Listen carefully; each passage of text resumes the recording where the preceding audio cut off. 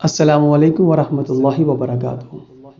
جی تو پیارے ساتھیوں، جمہوری نظام کس طرح سے کافرانہ نظام ہے اور ووٹ ڈالنے والے کس طرح سے حرام کام میں ملوث پائے جاتے ہیں اور دائرہ اسلام سے نکل جاتے ہیں، لہٰذا اس کو سمجھنے کے لیے ایک ایسی مثال کے ذریعے تمام ساتھیوں کو اس حقیقت سے آشکار کیا جا رہا ہے تاکہ سننے والے جو ہیں، دور حاضر میں اس وقت حالات اس طرح کے ہیں کہ ہر بندہ فرنگی تعلیم کی وجہ سے بہت زیادہ رنگین مزاج کا ہو چکا ہے۔ تو یہ جو مثال میں پیش کرنے لگا ہوں، وہ ساتھی جو رنگین مزاج ہیں ان کے لیے اچھی بھی لگے گی انہیں اور وہ آخر تک سن بھی لیں گے۔ ایک شخص نے نکاح کیا اور اپنی خواہش پوری کی، جبکہ ایک شخص نے نکاح کے بغیر کسی عورت سے اپنی خواہش پوری کی۔ کام دونوں نے ایک ہی کیا تھا، اپنی خواہش کو پورا کیا تھا۔ لہٰذا ایک مفتی صاحب سے پوچھنے پر کہ حضور یہ بتائیں کہ ان دونوں لوگوں کے بارے میں کیا حکم ہے، تو مفتی صاحب نے کہا جس نے نکاح کیا اس کو اپنی خواہش پوری کرنے پر بھی ثواب ملا، کیونکہ اس نے شریعت کے مطابق پہلے نکاح کیا پھر صحبت کی، مگر جس نے نکاح کے بغیر اپنی خواہش پوری کی وہ زانی ہے، اس لیے اس نے زنا کیا، اس پر حد لگے گی، کیونکہ اس نے جو کام کیا وہ اصول شریعت کے خلاف تھا۔ ایک ہی کام، غور کیجئے ساتھیوں، تو ایک ہی کام اگر دو لوگ کریں، ایک شریعت کے مطابق اور ایک شریعت کے خلاف، تو دونوں کے الگ الگ حکم شریعت پاک میں ملتے ہیں۔ اب آئیے ووٹ کی طرف کہ ووٹ حرام کیوں ہے۔ دیکھیں ساتھیوں، غور کریں، ایک حکم کی خلاف ورزی اور شریعت کے خلاف ایسا کام جو کہ حد لگنے پہ جا کے ٹھہرتا ہے، اگر وہ شریعت کے خلاف کوئی ایسا عمل کرتا ہے تو اسے سنسار یا پھر اسے کوڑوں کی سزا دی جاتی ہے۔ تو اب غور کیجئے کہ ایک سزا جو کہ دین اسلام کے اندر ہے، اگر وہ خلاف شرع کام کیا جائے تو بندہ سزا کا مستحق ٹھہرایا جاتا ہے، ٹھہرتا ہے اور پھر اس کو سزا ملتی ہے۔ تو اب غور کیجئے کہ پورا دین اسلام جس نے اس پورے نظام کو چلانا ہے، اس پورے دین اسلام کو جس نے چلانا ہے اور پوری سزاؤں کو جس نے نافذ کرنا ہے، اور جس بندے کو منتخب کرنے کے لیے، جس نظام کو چلانے کے لیے، جس بندے کو منتخب کرنے کے لیے، جس نظام کو چلانے کے لیے کیا شریعت مطہرہ نے کوئی اصول وضع نہیں کیے؟ غور کیجئے ساتھیوں، کیا شریعت پاک میں ایسے شخص کو جو کہ آ کے دین متین کو چلائے اور ان تمام سزاؤں کو نافذ کرے اور عدل و انصاف کے ترازو قائم کرے، کیا اس کا اپنی ذات کے لیے کوئی کرائیٹیریا نہیں؟ نہیں، ہرگز نہیں، ایسا نہیں ہے۔ بات دراصل یہ ہے کہ مروجہ نظام جمہوریت جو ہے یہ غیر اسلامی ہے، اور چونکہ یہ یہود و نصارہ کا نظام ہمارے اوپر مسلط ہے اور اس کے اندر کسی بھی طرح سے دین کا کوئی عمل دخل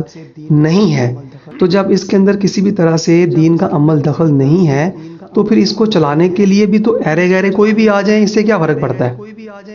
کیونکہ شریعت مطہرہ کے اندر تو دین کو چلانے والے وہ تو نیک، پرہیزگار، متقی، عالم دین اور مجدد اور جید علماء کرام جو ہوتے ہیں وہ آ کے دین کو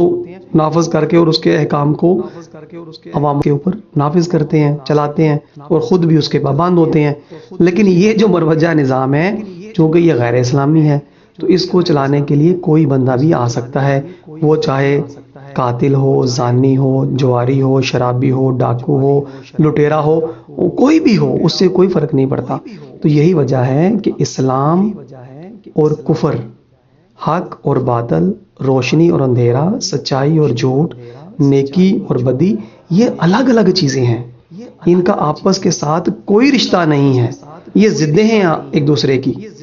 اب اسلام کی ضد ہے کفر، کفر کے نظام کے لیے کوئی بندہ بھی آ جائے، لیکن اسلام ایسا روشن دین ہے کہ اس کے نفاذ کے لیے روشن انسان ہی چاہیے، جس کا کردار، افعال، وہ سارا دین اسلام کے ساتھ مزین ہوگا، وہ روشنی کا ایک منار ہوگا۔ روشنی کے منار جب آئیں گے تو پھر ہی وہ روشنی کو آگے قائم کر سکیں گے۔ اسلامی نظام حکومت میں خلیفہ منتخب کرنے کے بھی کچھ اصول ہیں جو اصول شریعت نے ضروری رکھے ہیں، مگر ووٹوں کے تمام اصول شرعی اصول کے متصادم ہیں۔ اسلام تقوی اور پرہیزگاری دیکھتا ہے، اور یہاں جمہوریت میں جتنا زیادہ سزا یافتہ ہوگا وہ اتنے ہی بڑے عہدے پہ فائز ہو سکتا ہے، جس کی زندہ و جاوید مثال دور حاضر میں زرداری، جی ہاں، زرداری کی نہایت آسانی سے مثال دی جا سکتی ہے۔ پھر اسلام دیکھتا ہے کہ جس کو خلیفہ منتخب کیا جا رہا ہے یہ عادل ہو، عالم ہو اور اسلام پر عبور رکھتا ہو۔ مگر جمہوریت میں چاہے پہلا کلمہ بھی بندے کو نہ آتا ہو، بس یہودیوں کی ڈگری اس کے پاس ہونی چاہیے۔ اگر کوئی انسان عالم اور متقی ہے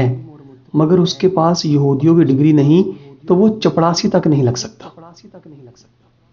مگر غور کیجئے ساتھیوں، میں دوبارہ پھر عرض کروں گا، جمہوریت میں بھلے پہلا کلمہ بھی نہ آتا ہو، اسلام کی الف بے سے بھی واقف نہ ہو، مگر وہ حکومتی اعلیٰ عہدوں تک پہنچ سکتا ہے اس نظام جمہوریت میں۔ مگر یہودی تعلیم کی ڈگری اگر پاس نہیں ہے تو اگر وہ عالم دین ہے، مفتی ہے، فاضل ہے اور بڑے سے بڑا مجتہد اور جناب شیخ الحدیث ہے تو وہ چپراسی بھی اس نظام کے تحت نہیں لگ سکتا۔ مگر اب آپ خود سوچئے کہ جس کے پاس یہودی ڈگری ہے، چاہے اس کو اسلام کا کچھ بھی پتہ نہ ہو،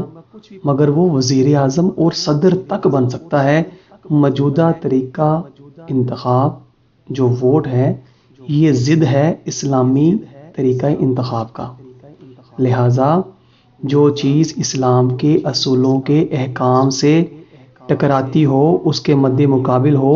وہ باطل کہلاتی ہے، اور باطل طریقوں سے کبھی اسلام نافذ نہیں ہوتا۔ جی تو ساتھیوں، کچھ باتیں یقیناً آپ کے ذہن میں بیٹھ گئی ہوں گی۔ اب میں ایک چھوٹی سی عرض کروں گا، آپ نہایت توجہ سے ذرا سماعت کیجئے گا میری بات کو، کہ ہمارا دعویٰ ہے کہ ہم نبی کریم صلی اللہ تعالیٰ علیہ وآلہ وسلم کی امتی ہیں، اور ہمارا اس بات پہ بھی دعویٰ ہے کہ ہمارے کریم آقا صلی اللہ تعالیٰ علیہ وآلہ وسلم رحمت للعالمین ہے، دو جہانوں کے لیے رحمت بن کر آئے۔ کتنے جہانوں کے لیے رحمت بن کر آئے اللہ ہی جانتا ہے۔ تو اب غور کیجئے کہ ہمارے پیارے آقا کریم صلی اللہ علیہ وآلہ وسلم تمام جہانوں کے لیے رحمت بن کر آئے ہیں، قیامت تک کے مسلمانوں کے لیے رحمت ہے، پوری انسانیت کے لیے رحمت ہے، دونوں جہانوں کے لیے رحمت ہے، حتیٰ کہ آقا کریم صلی اللہ تعالیٰ علیہ وآلہ وسلم کا کھانا پینا رحمت، اٹھنا بیٹھنا رحمت، گفتگو فرمانا رحمت، مسکرانا رحمت، غصے میں آنا رحمت، جہاد فرمانا رحمت، الغرض ہر ادا آقا کریم صلی اللہ علیہ وآلہ وسلم کی رحمت ہے، اور اس پر ہمارا ایمان ہے۔ اور ہمارا ایمان بھی اس طرح سے ہے کہ جب تک ہم اپنے آقا کریم صلی اللہ علیہ وآلہ وسلم سے سب سے بڑھ کر پوری دنیا، ہر شے، اپنی جان سے بڑھ کر، مال دولت بیوی بچے، ہر شے سے بڑھ کر جب تک ہم آقا کریم صلی اللہ علیہ وآلہ وسلم سے پیار نہیں کریں گے، محبت نہیں کریں گے، ہم اپنے دعوے میں جھوٹے ہیں۔ تو جب ہر چیز آج روز روشن کی طرح ہمیں سمجھ آ گئی کہ ہمارے پیارے نبی صلی اللہ علیہ وآلہ وسلم کی ہر ادا رحمت ہے، آپ کا ہر عمل امت مسلمہ کے لیے رحمت ہے، تو پھر جو نظام لے کر آئے ہیں آقا کریم، جو نظام ہمیں عطا فرما کر گئے ہیں، کیا وہ رحمت نہیں ہے؟ سوچئے، غور کیجئے کہ ایک طرف ہم کہتے ہیں کہ ہمارے کریم آقا صلی اللہ علیہ وآلہ وسلم دونوں جہانوں کے لیے رحمت بن کر آئے ہیں، اور دوسری طرف ہم لمبی قطاروں میں کھڑے ہو کے ووٹ ڈالتے ہیں۔ کس کے نظام کے لیے؟ ہم کس کے نظام کے لیے لمبی قطاروں میں کھڑے ہو کے ووٹ ڈالتے ہیں؟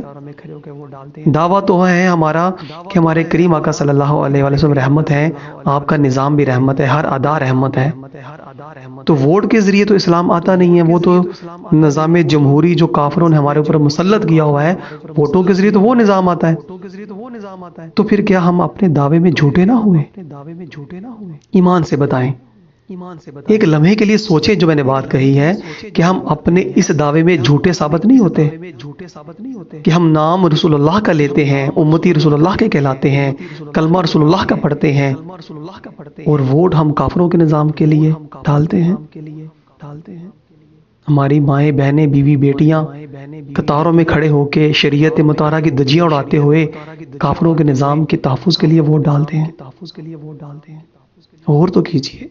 کیا یہ کھلی منافقت نہیں؟ دیکھیں ساتھیوں، آج بھی دور حاضر میں آج بھی ایسے عالم دین ہیں، علماء حق ہیں جو حق فرما رہے ہیں، جن میں سے قبلہ حضرت علامہ مولانا مفتی فضل احمد چشتی مدد اللہ علیہ، آپ نے دین حق کی سربلندی کے لیے، دین حق کے ہر اس روشن باب کو روشن کرنے کے لیے جو اس نظام جمہوریت کی گرد کی وجہ سے، اندھیرے کی وجہ سے آج امت مسلمہ جو ہے وہ اس روشنی سے دور اور محروم ہوتی چلی جا رہی ہے، آپ نے اسے پھر سے بیدار فرمایا۔ ہمارے پیر و مرشد حضرت خواجہ شفیع محمد چشتی دامت برکاتہم العالیہ، آپ کے فیوز و برکات کی وجہ سے قبلہ مفتی فضل احمد چشتی صاحب نے تمام دین حق کے جتنے بھی روشن ستارے ہیں جن کو اس نظام جمہوریت نے دبا دیا تھا، اندھیرے میں لے جا کر کے اس کو دفن کر دیا تھا، انہوں نے پھر سے اسے الحمدللہ بیدار کر دیا ہے، روشن کر دیا ہے، باہر نکال دیا، آزاد کر دیا ہے۔ تو خدا کے لیے اسلام کو سمجھیے، دین کو سمجھیے۔ جب تک ہم آقا کریم صلی اللہ علیہ وآلہ وسلم کی تعلیمات سے خود کو روشن نہیں کریں گے، ہم کبھی بھی روشنی سے مستفید نہیں ہو سکتے۔ لہٰذا اگر ہم چاہتے ہیں کہ رحمت والے کریم آقا صلی اللہ تعالیٰ علیہ وآلہ وسلم کا نظام رحمت نافذ ہو جائے، تو ہمیں اس کے نفاذ کے لیے جو شریعت مطہرہ نے اصول وضع فرما رکھے ہیں، انہی اصولوں پر چل کر کے ہی ہم نظام مصطفیٰ کو نافذ کر سکتے ہیں۔